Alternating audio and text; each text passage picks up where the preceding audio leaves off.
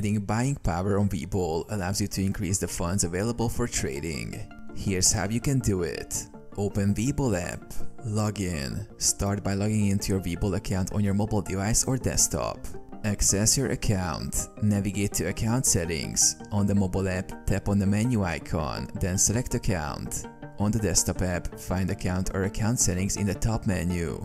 Add funds. Select deposit. Choose deposit or add funds from the account options.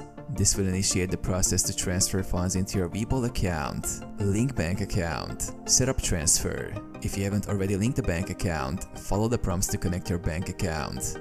You will need to provide your bank details and verify the account. Transfer funds. Enter transfer amount. Specify the amount you wish to transfer to your Webull account. Review the details and confirm the transaction. Choose transfer method.